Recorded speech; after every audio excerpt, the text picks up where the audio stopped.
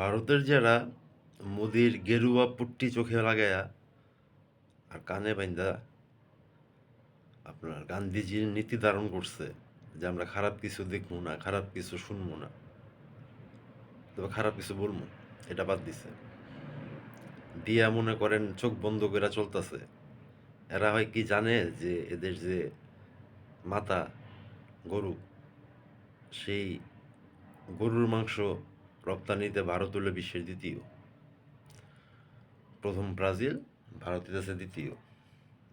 3 number আছে Australia, তারপরে America, আর তারপরে আছে হচ্ছে আপনার আর্জেন্টিনা। তো যাই হোক, তো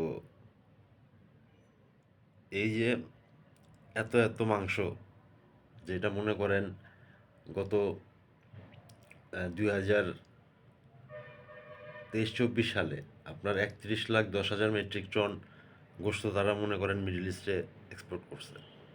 মিডল ইস্টে না, মানে টোটাল এক্সপোর্ট করছে, যেটার আপনার দাম আসে প্রায় $3,740 মিলিয়ন। তো এই পরিমাণ গোস্ত, ওরা অবশ্য বলে যে এটা বাফেলো, মানে আপনার মহিষের গোস্ত, কিন্তু শুধু কি মহিষের গোস্ত, গরুর গোস্ত নাই? আচ্ছা, তারপরে মনে করেন বাংলাদেশে বাংলাদেশে মাশাল্লাহ আমরা নিজেরাই এখন আপনার গোস্তের চাহিদা মিটাইতে স্বয়ংসম্পূর্ণ। তারপরেও সেই বাজার অস্থিতিশীল করতে মনে করেন আপনার ওই বর্ডারের বিএসএফরা আর লোকাল যেসব আপনার এমপি টেমপি আছে, এমএলএ টেমএলএ আছে, এরা মনে করেন মিলাজিলা বাংলাদেশে এই গরুর স্মাগলিং যে র্যাকেটটা আছে, র্যাকেটটা চালায়। বলা চলে কম দামি তারা বাংলাদেশে গরু সাপ্লাই দেয়।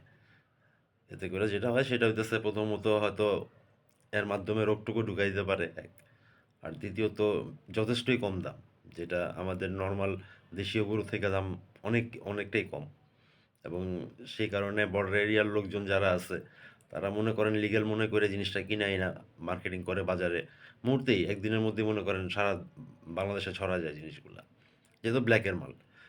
তো কথা হইতেছে যে আপনারা এখন নিজেরাই চিন্তা করেন, মাথায় যদি আপনার ওই গোবর খায়া যদি মাথা পুরাটা গোবর না হয়ে থাকে, কিছুটাও যদি মগজ দেখানো থাকে, তাহলে চিন্তা করে দেখেন যে আপনি করে আসলে কোন পদের মূলা খায় আপনাকে এই ফকির বাবা মোদি বাবা আপনাদের বুলায় রাখছে। তো